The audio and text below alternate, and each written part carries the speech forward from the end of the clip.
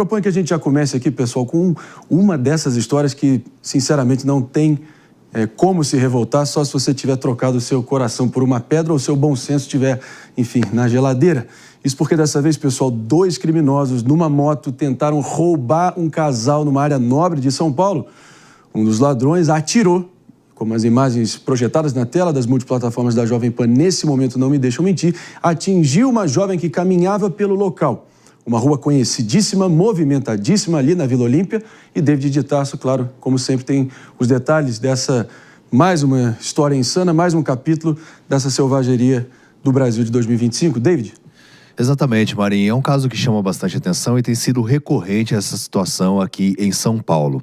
Os bandidos se passam por entregadores, eles agiram nesse caso em 2 motos, um deles desembarca da moto, aborda o casal para realizar o assalto, só que o companheiro da vítima, né, eles estavam em casal, o marido acabou reagindo, não sei se é marido ou namorado, na verdade. Ele acabou reagindo ao assalto, entrou em luta corporal contra o assaltante, então o comparsa dele veio em outra moto e acabou efetuando diversos disparos. Os disparos não atingiram o casal em si, mas uma mulher que passava pela rua de 32 anos, que nada tinha a ver com essa situação, acabou sendo atingida. A imagem até mostra ela colocando a mão na perna, fica meio sem entender, e na sequência vem uma pessoa e ajuda ela, né? Pede socorro, ela foi levada para o hospital e segue hospitalizada. Então, é um caso assim que a gente realmente fala com frequência dessa situação acontecendo, de bandidos se passando por entregadores e o criminoso atirando a esmo, e acabou a famosa bala perdida encontrando alguém, e no caso, infelizmente, foi essa mulher de 32 anos. Para qualquer um que estiver minimamente atento ao que acabou de ser descrito pelo nosso David de Tarso aqui, a bala foi disparada numa situação de violência, de criminalidade. Eu acho que está mais do que na hora de veículos de comunicação se proporem juntos a encontrar uma nova expressão, porque em raríssimas exceções, de fato, é uma bala perdida que, por engano, sai de um cano de uma arma dentro de casa e acaba, lamentavelmente, tragicamente, involuntariamente, atingindo civis inocentes. Agora, nesse caso aí, está mais do que escancarado de que foi realmente deliberado, foi com intenção. Então, acho que esse termo, bala perdida, está mais do que esgotado e merece, no mínimo, uma revisão, Jesse Peixoto.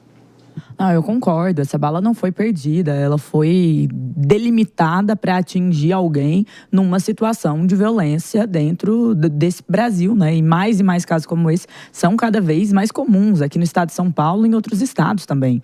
Só que a grande questão é a questão da insegurança. Vocês brincaram, passei 82 dias fora. Você sai, você volta, a insegurança ainda é um problema. E essa situação, sabe, André, é muito bom. Eu tenho esse debate com o PP. O PP, lá fora você também se sente inseguro.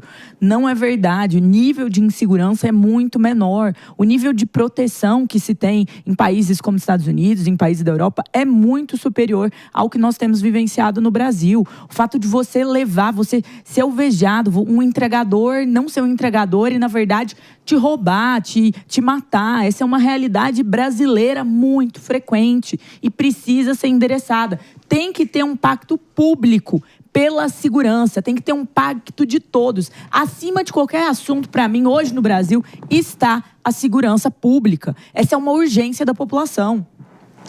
E só não vê quem não quer, né, Mano Ferreira? O que você achou desse caso especificamente e desse conceito de bala perdida que, como eu sugeri aqui, está na hora, no mínimo, de uma revisão ou de um alargamento dos critérios para realmente definir o que de fato é uma bala perdida. E aí vale a pena até a gente, depois do teu comentário, se debruçar na situação do Rio de Janeiro, que talvez seja a meca da bala perdida, e que você vai ver que se você escavar um pouquinho só, você vai ver que o diabo está nos detalhes, né? Marinho, primeira questão que eu acho que passa pela cabeça de todo mundo que está nos assistindo é que poderia ter sido qualquer um de nós. E isso mostra por que a sensação de insegurança, o medo e a sensação de que a qualquer momento nós talvez não possamos voltar para casa ou ter um familiar que saiu para cumprir suas atividades cotidianas, para ir trabalhar, para ir no restaurante, para simplesmente viver e, de repente, não volta para casa, é algo real, é algo que, de fato, pode acometer qualquer um de nós. A moça estava simplesmente andando na rua, não teve envolvimento com absolutamente nada. O próprio casal também, que foi vítima de uma tentativa de assalto, também estava simplesmente vivendo a sua vida e, de repente, é abordado por 2 criminosos que chegam numa moto.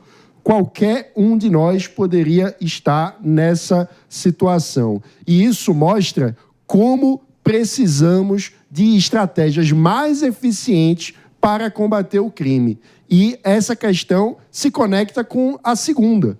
Como que a gente para de chamar de bala perdida, sabendo a origem de cada tiro que atinge um cidadão brasileiro? E isso precisa se dar com o aumento da investigação, aumento da inteligência, aumento de recursos como essas câmeras, que nos permitem hoje dizer com toda convicção qual é a origem dessas balas que não são perdidas. São balas que saíram de criminosos que estão dispostos a matar e precisam ser tratados, portanto, como homicidas, porque assumiram o risco de matar pessoas que estavam simplesmente vivendo as suas vidas. Isso precisa ficar muito claro e a gente precisa, para ter mais efetividade em situações como essa, ter uma melhor integração entre as câmeras de vigilância privadas e públicas em todo o Brasil, para que a gente possa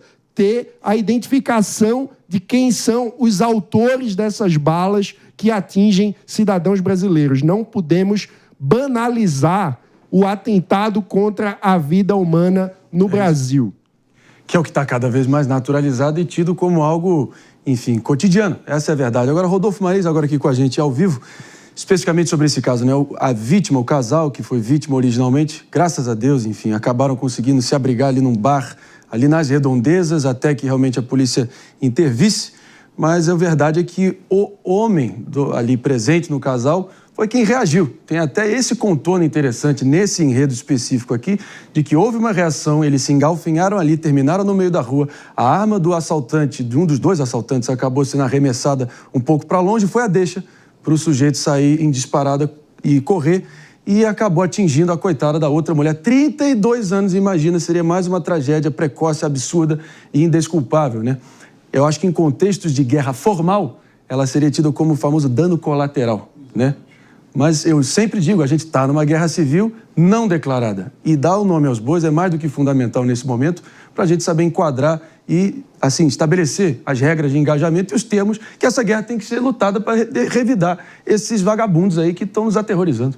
Muito bem, Marinho. Eu faço coro aqui aos meus amigos que já falaram sobre a segurança e vale lembrar que reagir nunca é a melhor forma. Às vezes o cara é um jiu-jiteiro, é especialista em alguma arte marcial e quer reagir achando que aquele revólver ali é um simulacro, né? Uma arma de brinquedo. Quando esses vagabundos safados, eles estão saindo armados de verdade. Sim. E a bala nunca é perdida, a bala vai sempre encontrar um alvo. E aí eu tava vendo aqui a oratória do Mano e é muito legal de pensar nas câmeras de segurança pública, né? E aqui em São Paulo tem o Smart Sampa. Só que a gente tem que lembrar também do judiciário. Muitas dessas pessoas que são presas em flagrante acabam saindo na audiência de custódia. Ou seja, nós temos aqui um judiciário onde a polícia prende, muito pelo contrário do que disse um ministro tempos atrás, a polícia não prende mal. A polícia não prende mal, a polícia faz o trabalho dela, a polícia prende, mas vem aí as prerrogativas da lei e acaba soltando esses criminosos. Agora, graças a Deus, essa aí não foi uma vítima fatal. E é premeditado, né? Porque eles estão agindo em dupla. Isso é muito comum também. Nesse caso, mostra bem isso. Então, chega um bandido, o outro fica ali na cobertura, na esquina. Se algo der errado, ele vai lá para ajudar o comparsa. Então, por isso que também nunca se deve reagir. O Rodolfo bem enfatizou isso, porque a gente nunca sabe quem são as pessoas ali no entorno que estão acompanhando aquela situação e vão ajudar o criminoso. Dando fecho aqui, Rodolfo. Sim, eu tive um amigo que em 2008, ele morreu na Vila Olímpia, 2018, perdão, morreu na Vila Olímpia, faixa preta de jiu-jitsu, fazia lá do Barbosinho, um cara sensacional, pai de família, foi reagir a uma saidinha de banco e acabou levando 2 tiros na cabeça. Olha só, não pode reagir, gente, não pode. Ouvindo aqui do próprio Rodolfo Maris, faixa preta em jiu-jitsu acabou tendo a vida retirada da forma mais, enfim, insana, imaginável. E claro que fica sempre reacendido esse debate eterno, né? Se vale a pena reagir diante dessa ausência do Estado, diante desse o povo pelo povo, de cada um por si. É natural que as pessoas até pensem em reagir. Deu sorte, a verdade é essa. Vamos lidar frontalmente com esse caso concreto aqui, que o sujeito deu sorte, talvez foi um movimento específico, um milímetro para cá, algum segundo a mais ou a menos, pode ter sido decisivo para essa... Mas poderia ter criado esse dano colateral na outra cidadã. É tudo muito circunstancial. Exatamente. Tudo muito... Enfim, tudo pode acontecer. Eu já fui assaltado, Marinho. Eu também sou faixa preta de jiu-jitsu e eu não reagi. Eu tenho 1,93 m, peso 125 quilos.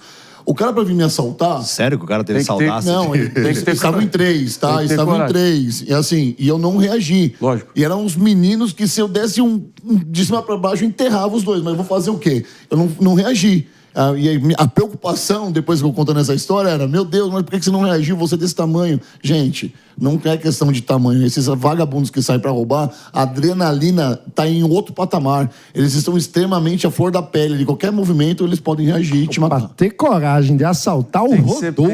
Tem que dar muito maluco. Foi em 2016. O cara que só escancara, né?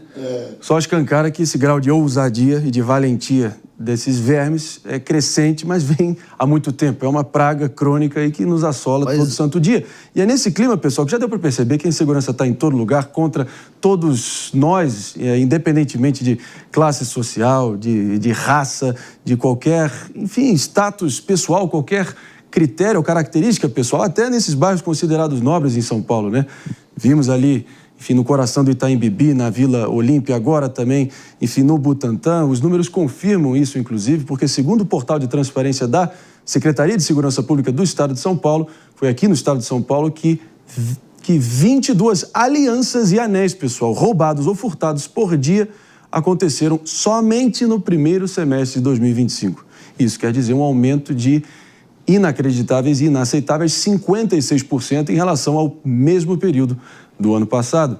O que será que está em jogo aqui, David de Tarso? Pois é, foram 1.333 episódios neste ano, no primeiro bimestre, e 851 no mesmo período do ano passado. Demonstra o quê? Que os bandidos estão em busca não só do celular, mas também de ouro, porque o ouro teve uma elevação por causa dessa guerra cambial, guerra comercial, Estados Unidos, né, impondo diversas tarifas também, e o ouro foi lá em cima, porque é um bem seguro. A culpa é do Trump. Não estou dizendo que a culpa é do Trump. Estou dizendo que o ouro é um investimento seguro, né? O ouro é um investimento seguro. E automaticamente os bandidos também estão atentos a isso. E é fácil, né? Você derrete uma aliança, derrete uma correntinha de ouro e facilmente depois você consegue dissolver isso, diferente do celular, que já estão sendo adotadas medidas para que esse roubo e esse furto seja desestimulado, inclusive com uma ação recente do Ministério da Justiça que a gente mostrou aqui na Jovem Pan, né? Onde os criminosos agem e depois a pessoa recebe lá a notificação no celular, ou nem dá para usar o celular, né? Existem duas modalidades. Jess, é o nível que chegou o negócio, até porque as pessoas já vivem nessa paranoia constante, mergulhados nessa tensão permanente de ter que ficar olhando para as costas, ter 2 olhos na frente e tentar ter 2 atrás. Agora imagina você ter, ainda por cima, o risco de perder um pedaço do dedo, até o símbolo mor do seu laço mais eterno, mais forte, mais permanente, que é uma aliança. Então, eu acho que é digno de algo, de um cenário pós-apocalíptico? Pode ser, mas é só o Brasil de abril de 2025. Olha o nível que chegou. Sim, e vai ser uma desculpa incrível para quem não quer usar aliança e o parceiro cobra. Os amantes, enfim, as amantes agradecem. Aqui, ó, você não usa aliança, Rodolfo? A minha tá guardada. Que isso? Eu explico. Chega ali um pouquinho. Então vai dormir no sofá hoje, hein? Agora, se o Rodolfo tá com medo de ser assaltado por usar aliança, imagine nós, meros mortais. Então, é uma realidade que vai virar até DR em relacionamento aí, com dados. Se não quer usar, vai apresentar dados. Olha, meu amor, não dá pra usar, porque olha o risco que estamos correndo. Vai ser DR com usar, PowerPoint. Né? Vamos pôr o PowerPoint, aliança no meio e todos os riscos que isso acarreta. Mas apesar das brincadeiras, isso mostra um estado, assim, assustador. Sim. Porque as pessoas, elas estão realmente, como o Rodolfo, com medo de usar esses itens e serem realmente assaltados. É aquela pessoa que vai pra praia, sabe quem nunca foi na praia e falou, tá com uma correntinha, fala, tira, porque senão alguém vai puxar. Mas depende da praia, viu? É isso que eu não entendo. Eu acho que não tá dependendo mais da praia. Não, tá, sabe por quê? Onde o crime organizado age, é isso que eu acho, assim, um absurdo. Por quê? É um absurdo. Por exemplo, eu fui para 2 praias recentes, Porto de Galinhas, né, e Paraty. São duas praias. Arroba, tá? Arroba David Tarso. Isso. Lançou uma fotinha. Espera lá um pouquinho. A retórica. Vamos ouvir. Porque eu fui para essas duas praias recentemente, Paraty, no Rio de Janeiro, e Porto de Galinhas, a mais bonita no do Brasil. Exatamente. Eu consegui usar cordão de ouro. Mas sabe por quê? Porque lá o crime organizado não deixa roubar os turistas. Justamente porque eles priorizam a venda de drogas. A polícia, você praticamente não vê ali. Agora vai você descer para o Guarujá, para Santos, um litoral aqui paulista, você não consegue usar cordão de ouro ou aliança. Justamente porque o crime organizado não pune. Sim. Ou seja, os criminosos temem que caso o crime organizado descubra que eles estão roubando ou furtando, eles vão sofrer sanções, muitas vezes pagam com a vida.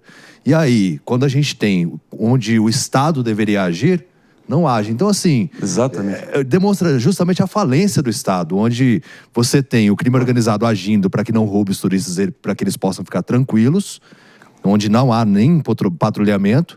E aí, no outro lado, que o Estado que deveria tomar essas medidas, não. Aí os bandidos não têm medo, porque hoje em dia avançam até mesmo contra os policiais e existem essas organizações que até saem em defesa dos criminosos. Ah, tadinho, o policial colocou o pé no pescoço dele. Nossa, mas precisava de toda essa truculência. Mas quando é com o crime organizado agindo, aí sim, né? Aí eles têm medo de agir. Mas eu acho que esse ponto do David, ele leva para uma situação que a gente debate muito aqui, que é com leis, penas mais duras, o que acontece é que o crime teme. Então, a razão pela qual o cara não vai roubar numa dessas praias é porque ele sabe que se ele roubar, como o David disse, arrasta pra cima. Então, o fato disso acontecer inibe eles de tentarem. Agora, se não for isso, o que ele sabe? Ele vai roubar ali umas 12 pessoas, vai juntar uma grana e vai passar 2 dias num hotel fazenda resort, que é um presídio.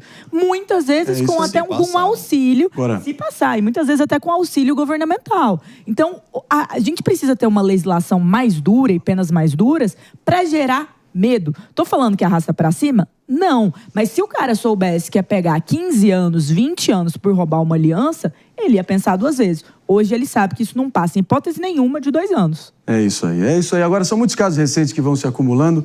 É nesse sentido também aí, pessoal. Até porque, como diz o ditado, né? Vão-se os anéis, mas ficam-se os dedos. Se bem que do jeito que a coisa tá, vão levar também com dedo e tudo, né, Rodolfo Maris?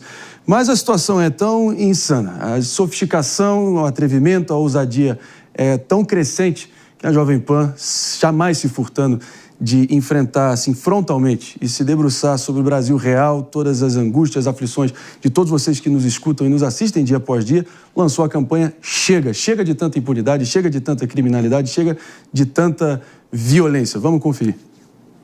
Chega de crime, de assalto, de medo, de impunidade. Chega, uma campanha da Jovem Pan contra o crime. Uma campanha mais do que necessária, que expressa muito bem aí, talvez seja a grande ansiedade do nosso povo em nosso tempo.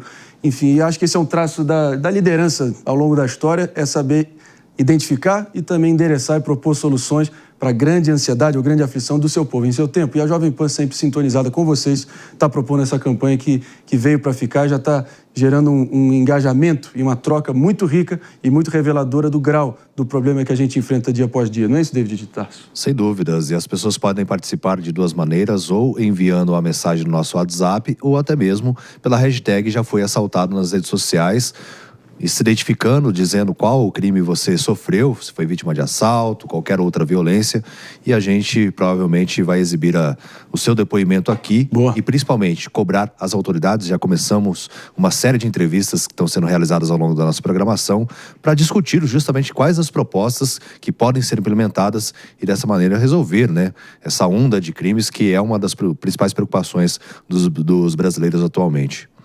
E não tem jeito, seja poder público, autoridades constituídas, setor privado, organizações sociais e o engajamento da sociedade civil, realmente sem achar que vai cair do céu qualquer solução e também ficar delegando só para as autoridades, porque não há polícia na história da humanidade que tenha a onipresença e a onipotência e a capacidade de resolver tudo a todo momento.